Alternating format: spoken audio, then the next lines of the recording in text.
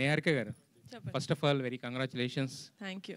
అంటే ఇక్కడ ఇది కమిటీ కుర్రోళ్ళు అంటే ఫస్ట్ పేరు విన్నప్పుడు ఏమనుకున్నాం, కానీ టీజర్ చూసిన తర్వాత దీంట్లో అంతకు మించి అనిపించే కంటెంట్ ఉందని అర్థమైంది. అయితే యాక్చువల్గా ఇదంతా కూడా ఒక గోదావరి స్లాంగ్లో జరుగుతున్న ఒక కథ అని మాకు అర్థమవుతుంది. అయితే రీసెంట్గా పవన్ కళ్యాణ్ గారు పిఠాపురం నుంచి పోటీ చేసినప్పుడు ఆయన చెప్పారు ఇండస్ట్రీ మొత్తం ఇక్కడికి వస్తుంది, మొత్తం ఇక్కడి నుంచి జరుగుద్దని చెప్పి.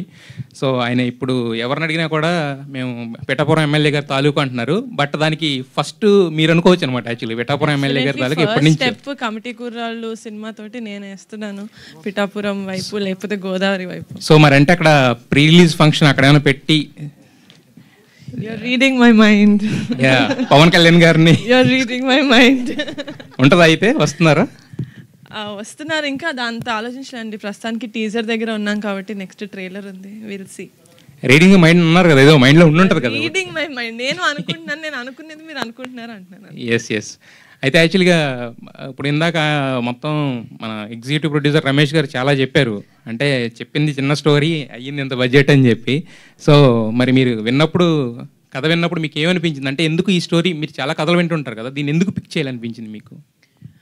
అంటే డెఫినెట్గా నేను ఫస్ట్ టైం విన్నప్పుడు, నేను ఆంధ్రాలో పుట్టలేదు, నేను హైదరాబాద్లో పుట్టాను. నాకు ఆ భాష అంటే నాకు ప్యూర్ తెలంగాణ ఎలాగైతే అర్థం కాదో అలా ప్యూర్ గోదావరి యాస కూడా నాకు అంతగా అర్థం కాదు. అంటే అంత ఫ్లూయెంట్గా నేను పట్టుకోలేను. కానీ వంశీ గారు నరేట్ చేసినప్పుడు I felt like I was a part of Godavari cinema ఎక్కడైతే టేక్ ప్లేస్ అవుతుందో. I felt like I was a part of that. అంటే అదే చెప్పినట్టు 11 మంది హీరోలు, 6 హీరోయిన్లు కాదు, 11 మంది లైఫ్ స్టోరీలోకి it just sucked me in like that. So I could not say no. నాకు నో చెప్పే ఆస్కారం లేదు ఇంకా, because it was such a good narration. నేను మీకు ఆల్రెడీ చెప్పాను, it was a very good narration. మా ప్రొడ్యూసర్ గారు చెప్పినట్టు మ్యూజిక్తో పాటు వినిపించారు మాకు narration. So I think we had very good imagination cinema ఎలా ఉండబోతుంది, లేకపోతే ఆయన విజన్ ఎలా ఉంది అని. So it was a 100% yes starting నుంచే. అయితే యాక్చువల్గా ఏంటంటే ఇది సినిమా కింద వచ్చినప్పుడు ఏంటంటే ఒక కొత్త డైరెక్టర్ నమ్మి ఇంత ప్రొడక్షన్ అంటే ఒక చిన్న రిస్క్ అయితే ఉంటుంది. అదే వెబ్ సిరీస్ అంటే మీరు ఆల్రెడీ ఇంతకుముందు హిట్స్ ఇచ్చారు కాబట్టి పెద్ద రిస్కే ఉండదు, రిస్క్ టేకింగ్ తక్కువ ఉంటుంది కదా factor.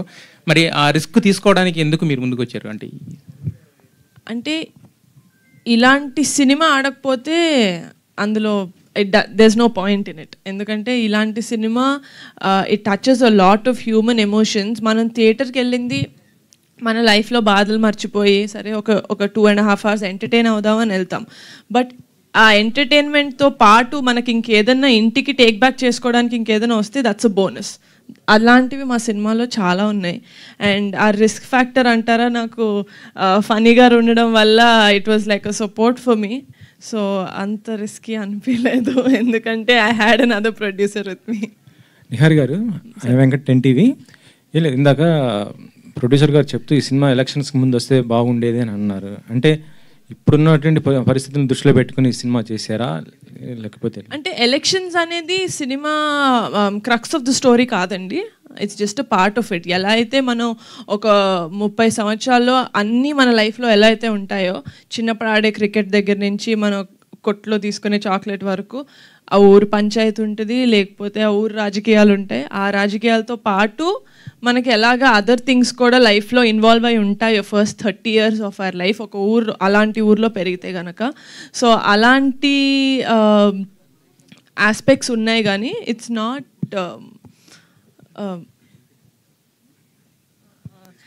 Not completely based on politics. అంటే ఇటీవల చూసాం మనం మంజువాల్ బాయ్స్ కానీ లేకపోతే మేము ఫేమస్ ఇలాంటివి వచ్చిన కాన్సెప్ట్స్ వచ్చినాయి ఆల్రెడీ. అంటే ఇలా ఉన్నట్టు స్టోరీస్ కదా, వాటితో కంపేర్ చేస్తే ఇదే ఉంటుంది.